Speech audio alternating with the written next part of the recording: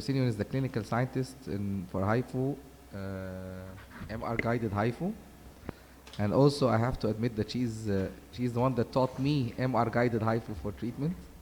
And we're going to start collaborating after that to increase the implementations of MR-guided HIFU, to widen the scope for MR-guided HIFU. Good afternoon. Thank you very much. Thank you, Dr. Fauzi, for inviting me over to this conference, and thank you, the organizing committee. I had a lot of pleasure working with Dr. Fauzi and his team because I can see how dedicated he is to bringing HIFU to the community over here.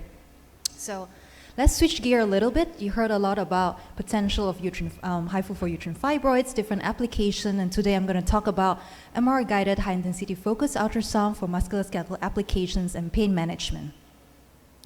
So a short recap, why are we using MRI guidance? So when you use MRI guidance, it gives you the potential for doing imaging right before the treatment. It gives you temperature information during the treatment, allowing you to guide and monitor your treatment. And you know exactly where you're treating because the temperature information is being updated every 3 seconds, so you know exactly where you're treating. And then you can use it as a controlled feedback loop to really use it to non-invasively heat your target temperature. And at the end of the treatment, you can use MRI again to basically assess where you have treated by monitoring the non-perfused volume. So over here, you're looking at the transducer, which is embedded in the tabletop. At the University Hospital of Cologne, we have the profound sonolift system, and we're using it in combination with Philips 3 Tesla Ingenia system. You can see over here, the tabletop very nicely slide over the normal diagnostic table. Here's an example how a patient is being positioned during a uterine fibroadenomyosis treatment. And for any musculoskeletal application, you just need to center your target location to the center of the treatment table. So at our hospital, we do different applications which are regulatory approved, such as uterine fibroid, adenomyosis, bone metastasis, osteoblastoma, and desmoid tumor. We're also doing a lot of different kind of research involving soft tissue sarcoma, doing hyperthermia and drug delivery, lumbar facet joint osteoarthritis, pancreatic cancer, and also immunology as well. This is being done in preclinical and also going into clinical trial as well. So you've heard about MRI thermometry to guide your treatment. So if you look at the left panel over here, if you do a soft tissue ablation, you're going to get a focal ablation, where you're going to get necrosis at the focal spot, temperature information as you're seeing here at the focal spot. However, when you go to bone ablation, which we're going to talk more today, is you need to know that bone absorbs 50 times more acoustic energy, meaning energy is going to accumulate at the cortical bone surface intersecting with the ultrasound beam. In this case, you're going to get bone surface ablation. MR temperature information is going to be at the soft tissue adjacent to the bone. So now let's understand the etiology of pain. We know that on the surface of the bone, we are richly innervated with nerve fibers in the periosteum. So in a diseased bone state over here, you can see that there's bone remodeling, there's disruption of the periosteum. You're going to get sprouting of pathologic nerve fibers and different changes in the tumor microenvironment, such as increase in acidic environment, tumor inflammatory cells secreting prostaglandin, endothelium-1, TNF-alpha, interleukin-1, interleukin-6. All this was sensitized and excite the nerve and hence leading to pain. So how will HIFU work? So when we first started out with MR-HIFU, we wanted to understand what are the effects of HIFU on bone. So we set up a painful osteoblastic bone metastasis model in red. So after setting up the model, we look into behavior analysis. You can see on the graph over here, in the black line, if you don't give any HIFU treatment, the animal would have experienced pain and compromised embolization. However, after HIFU treatment, there's pain relief and improve in ambulation. So we correlate that to histology. You can see over here without HIFU, you have the thin layer of periosteum, which is richly innervative nerve fibers. After HIFU ablation, you really see ablation of the periosteum. So this confirms our hypothesis that if you ablate the periosteum, you can provide pain relief to the patients, and in this case, to our preclinical animal model. So what else we can do? So with MRI, you can also ablate the tumor, which is located at the bone metastasis site. You can see with no HIFU, you have a large tumor volume. With HIFU, you have a tumor control over here. We also do SPECT-CT in combination with technetium MDP, looking at bone activity. So this is an osteoblastic tumor model. So you see higher bone, abnormal bone activity when there's no HIFU treatment, and controlled bone activity when there's HIFU treatment being given. And if you look at the micro-CT, you see the sunburst appearance over here when no HIFU is given, but you really see it being reduced when HIFU is given. You really see with HIFU, you can control the tumor and control the bone lesion as well. Histologically, we get a confirmation that indeed, following HIFU, you have tumor ablation, neutrophil ablation, osteoblast, and osteoclast ablation. The next thing we ask, will HIFU break the bone or not by giving so much pressure and ultrasound energy over there? So we perform a 3-point bending test and microfinite element test as well to look at the different bone mechanics after HIFU treatment, again in animal model. So this is a bit busy slide, but I can guide you through it. So in the upper panel is a 3-point bending test focused on the HIFU column over here in gray, and the control you can see at 7 days or 1 month time point, there's no significant difference between the HIFU treated and control bone in terms of stiffness, ultimate load, and yield load. And then similarly, we observe the same results with microfinite element simulations as well. The stiffness and Young's modulus are not compromised just because of HIFU treatment. So we know that there's no significant changes after HIFU treatment. Bone mechanics are not compromised, and this will not cause any fracture if you give HIFU to your patients. So moving on to clinical data. So how does HIFU provide pain relief for bone metastasis patient? On the left graph over here, what you can see is a comparison between HIFU and radiation therapy, and HIFU definitely has the advantage that it has a very fast onset of pain relief within the first week after the treatment.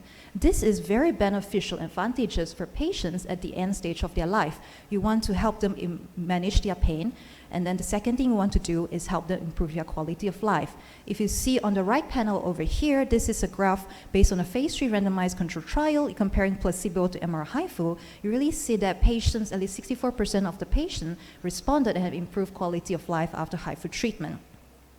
And then in last year, there's actually a systematic and meta-analysis being published looking into efficacy and safety study, combining 33 publications showing that indeed almost 80% of the patients have complete or partial response, meaning they have pain relief, and there's also very favorable safety profile. As you can see over here, 0.9% more than grade 3 based on CT-CAE, and then more than 2 and below is 5.9%.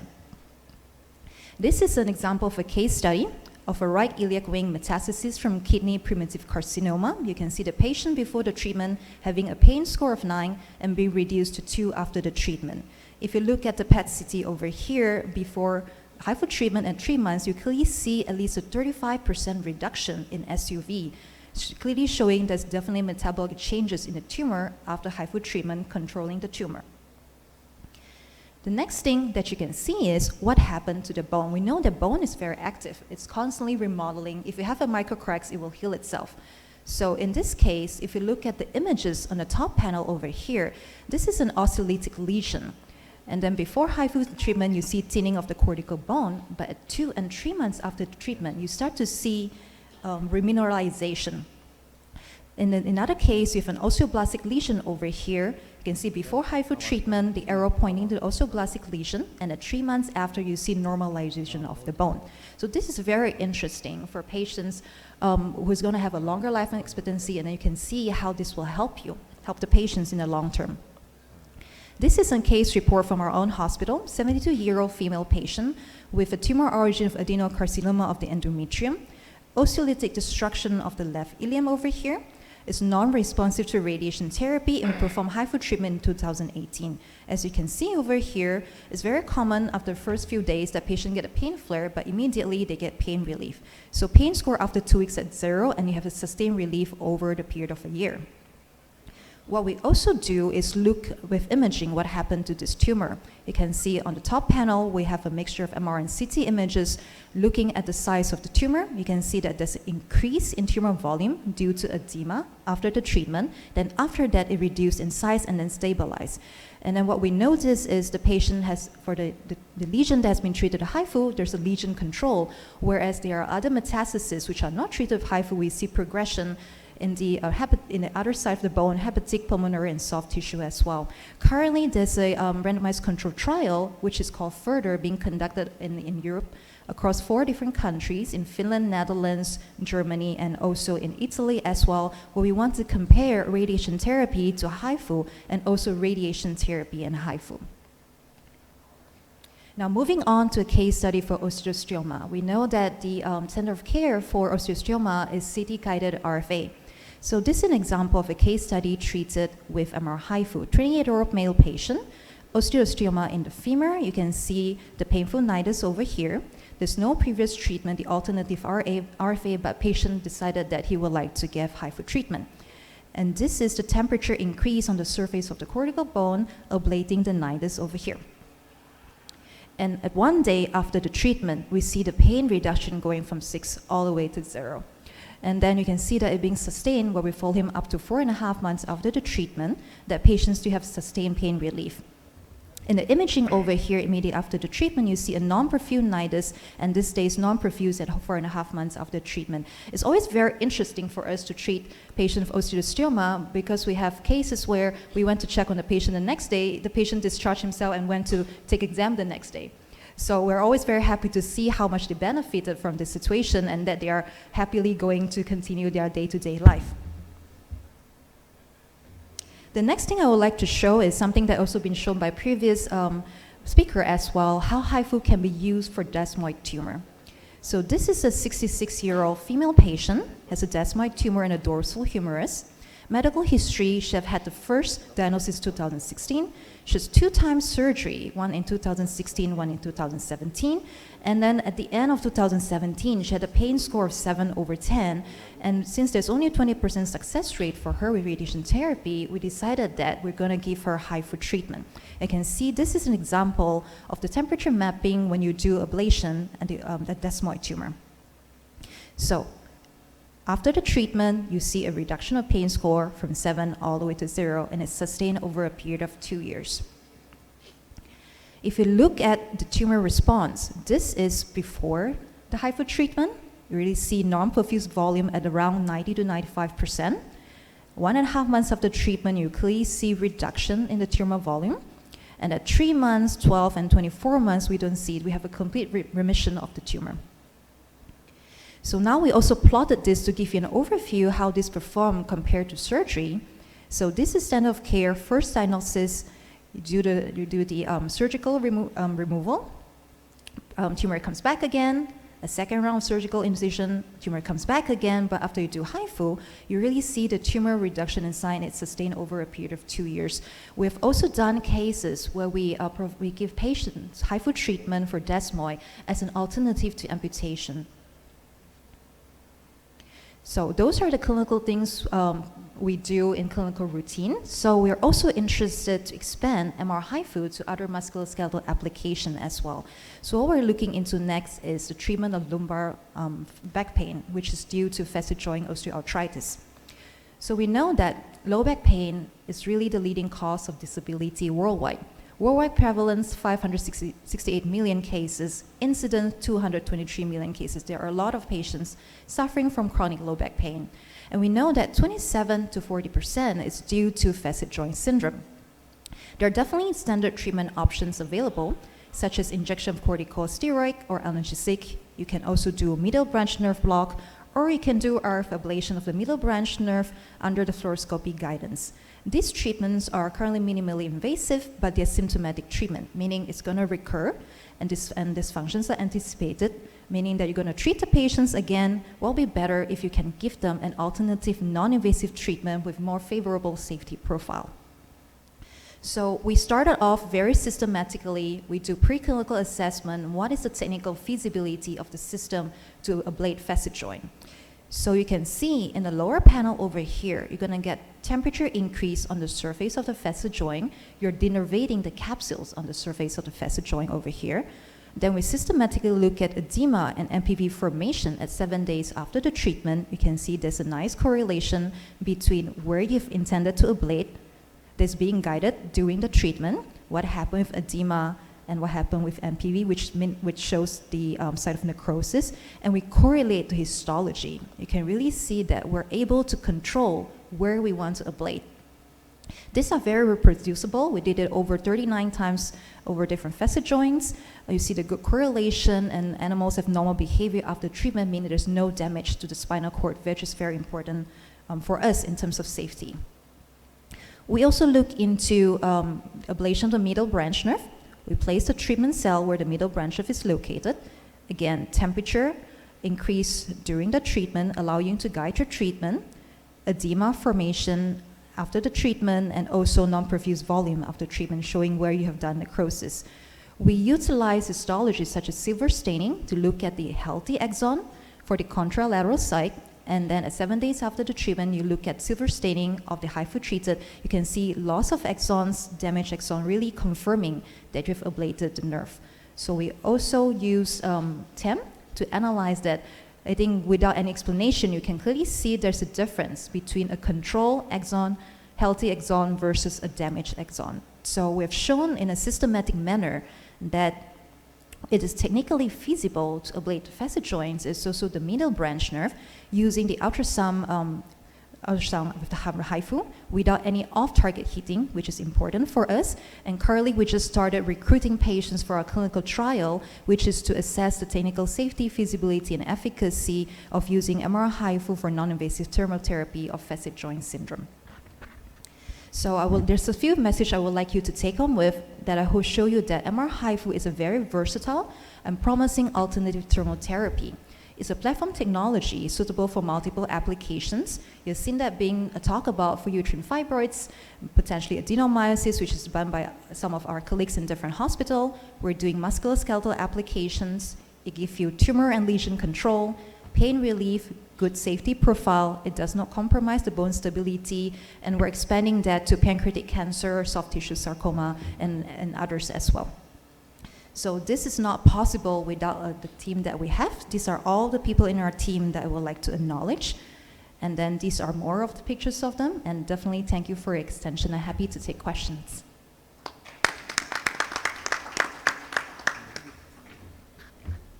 May I ask you a question, please? Yes, definitely. It was an interesting, nice presentation. Thank you.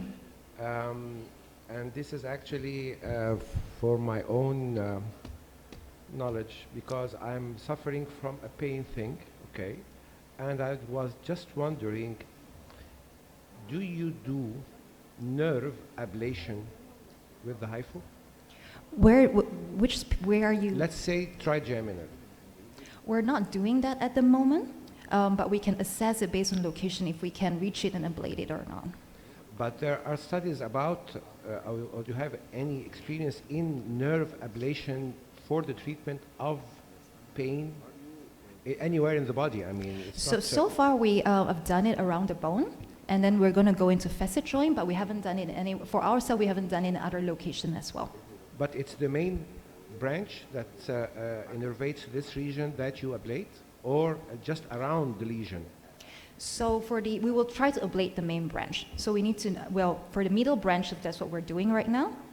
But then, depending on your pain, then we need to assess what is the effect of ablating that. Are there any side effects around it if you ablate that nerve or not? So currently, our experience for nerve ablation is limited to bone metastasis, osteoblastoma, and desmoid, and also going into facet joint ablation. For the rest, we will need to assess together what are the potentials. Thank you. Good afternoon, and thank you for your very illustrative work. It's very nice work regarding the facet joint, because this is a unique work, and I think sooner will be a great applicable. But I have a question regarding the desmoid. The desmoid tumor, you treated a small desmoid tumor related to the neurovascular bundle. Did you use a thermocouple to assess the safety of nerve?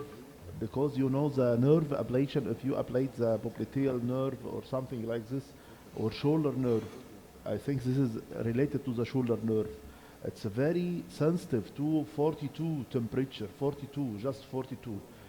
So you have an experience regarding to put a thermocouple to to know the actual temperature besides the nerve? So what we've done in preclinical setting is to compare our MR thermometry to thermocouple for sure.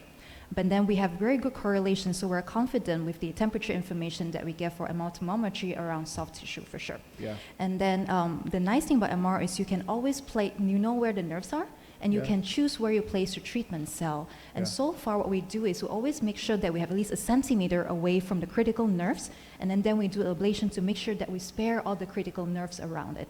This is my question, because it's acceptable in malignant tumor to ablate a safety margin. But in benign tumors, if you make an handicapping or something or insult, this will be not accepted at all, especially the desmoid, usually in the young patients. We treated the desmoid tumor in our center, but it's a larger, not like this is very small one, and it's in more safe place. It's in the gluteal region. Avoiding the sciatic, we can see the sciatic very well and treating it. But I'm talking about the very small one, because this is very good work, and I want to appreciate this from your side. Thank you, thank you. So I agree with you. So what we do is definitely patient selection. I think for every treatment, the first step is select the correct patients for what you need to do. And then based on that, we assess what will be the benefits and the risk for this patient. So we make sure we have a safety margin. So this is a small one. We also ablated a large one as well. And then we look into what is the alternative treatment. So we have recently treated a patient where we say the alternative is amputation.